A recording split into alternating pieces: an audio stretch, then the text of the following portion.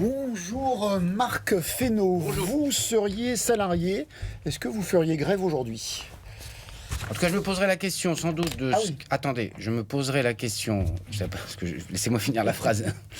Je me poserai la question de savoir quelles sont les attentes qui sont les miennes, et elles peuvent être légitimes en termes de pouvoir d'achat, en termes de difficulté à affronter les besoins que j'ai. Mais je me poserai peut-être aussi la question de savoir ce qui est possible et la part de l'effort que nous devons faire tous pour essayer de redresser ce pays. Donc j'essaierai de pondérer l'un et l'autre. Si vous essayez de me mettre dans la peau d'un salarié du secteur public d'ailleurs ou du secteur privé. Mais c'est vrai que c'est un mouvement de revendication qui porte un certain nombre de choses, alors de nature différente, parce qu'il y a la question des retraites, il y a la question du pouvoir d'achat, il y a des questions beaucoup plus politiques. Donc ça, c'est à la limite que... Ça, vous comprenez. Mais que dans une démocratie, des gens expriment des besoins, des attentes, enfin, c'est la base même de la démocratie, et je préfère vivre dans ce régime-là que dans tout autre. Deuxième élément, il y a un certain nombre de choses sur lesquelles je pense qu'on a besoin, en responsabilité, de réfléchir à ce qui est possible et ce qui ne l'est pas. Dans une démographie qui est celle que nous connaissons et qui va s'accroître, qui est une démographie décroissante, de penser qu'on va continuer à financer le système social, à moins qu'on veuille le dégrader, avec des équilibres qui sont de même nature, c'est mentir aux Français. Et c'est se mentir à soi-même, d'une certaine façon, et c'est pas jeter la vindicte sur qui que ce soit.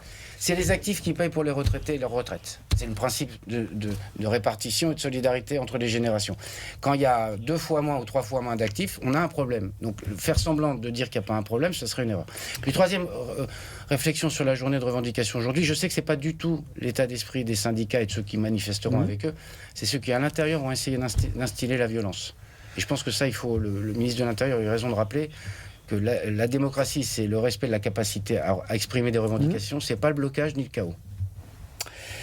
On s'attend à une journée de grève très suivie. Est-ce que le Premier ministre doit en tenir compte dans ses propositions budgétaires, par exemple? Et par nature, la situation politique oblige à tenir compte de ce qu'expriment nos concitoyens. Ce qu'ils ont d'ailleurs exprimé en 2024, ce qu'ils ont peut-être exprimé avant, c'est-à-dire un besoin qu'il y ait des mesures justes, et un besoin que s'il y a des efforts à faire, qu'ils soient justement répartis, si je peux dire les choses ainsi. Donc évidemment, il en tiendra compte, mais il est aussi nécessaire de tenir compte de besoins que nous avons pour la défense, des besoins que nous avons de réduire la dette et le déficit. Parce que le demain on rase gratis, c'est le chaos assuré pour demain. Non mais il y a entre on rase gratis et on rase moins cher, il y a une différence. Oui, par exemple. Mais moi je suis prêt à regarder, et je l'ai déjà dit, et nous sommes prêts à regarder à ce qu'il y ait des compromis, mais pas au prix de tout sacrifier du moyen et du long terme, parce que ça, c'est pas possible.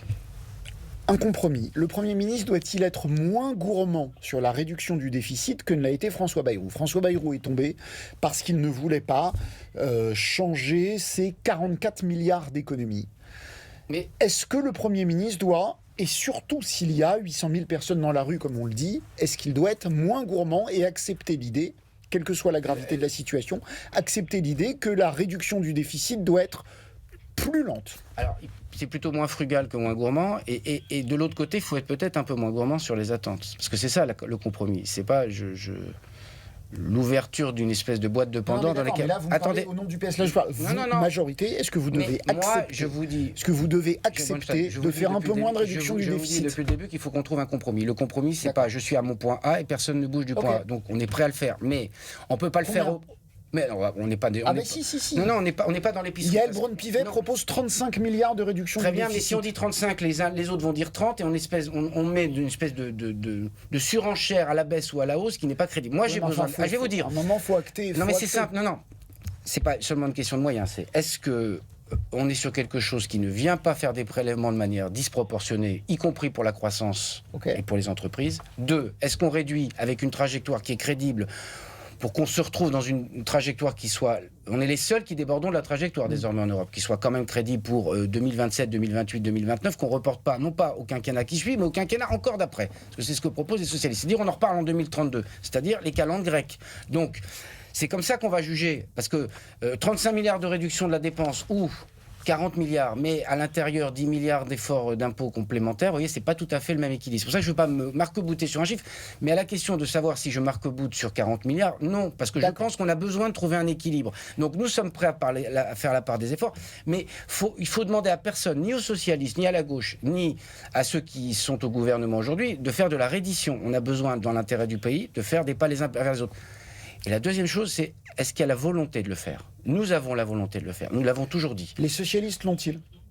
Et c'est à eux qu'il faut poser la question, mais j'espère qu'ils ont la volonté de le faire et qu'on ne fait pas semblant. Parce que si c'est... Vous avez peur qu'ils fassent semblant? J'ai une interrogation. Je fais pas, comme vous le savez, je ne fais pas de procès d'intention, mais je veux pouvoir discuter avec des gens qui sont prêts, non pas à poser les conditions du non, mais à poser les conditions du oui. C'est vrai qu'on voit Olivier Faure, là, à la sortie de Matignon hier, on les a quand même sentis assez durs. Oui, mais s'il pose les conditions du non, c'est pas la peine qu'on se parle et qu'on fasse semblant devant les Français. S'il pose les conditions du oui, ils nous trouveront autour de la table pour le faire, parce qu'on a besoin. C'est pas l'affaire des socialistes, c'est pas l'affaire du mouvement démocrate, c'est l'affaire de est-ce qu'on arrive à gouverner ce pays dans les 18 mois qui nous séparent de la présidentielle. C'est quand même ça le sujet. On va revenir un petit peu en arrière. Rétrospectivement, est-ce que François Bayrou, l'homme qui était censé être l'homme de la négociation, est-ce qu'il a été trop dur?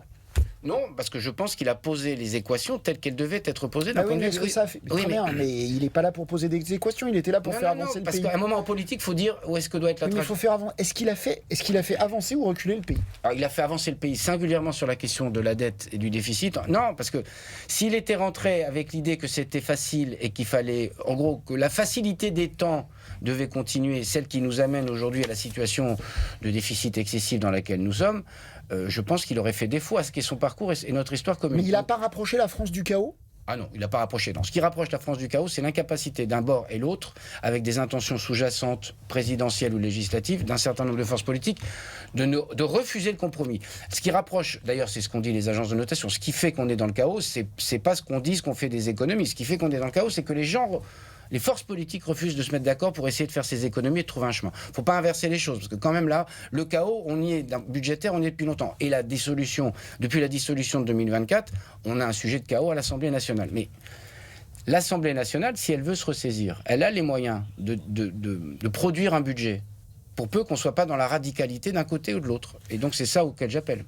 Donc vous êtes clairement pour faire des concessions pour garantir la stabilité. Mais il faut qu'on accepte le mot concession. Alors évidemment, on est dans un pays comme le nôtre qui est blanc ou noir, droite ou gauche, dire faire des concessions, c'est je recule sur mes valeurs. Non, on est obligé de faire des concessions. Voilà, on n'est pas d'accord avec les socialistes, on n'est pas d'accord avec d'autres forces, mais si on veut trouver un budget, il faut qu'on fasse un pas l'un vers l'autre. Je préfère ça d'ailleurs à concession, parce que concession, ça donne toujours l'impression, j'ai fait céder l'interlocuteur. J'ai pas envie de faire céder le PS, pas plus que j'ai envie que le PS ou d'autres forces me fassent céder. J'ai envie qu'on se dise, bon, ça on peut se mettre d'accord. Voilà, il me semble que là, il y a peut-être quelque chose et un chemin qu'on peut trouver.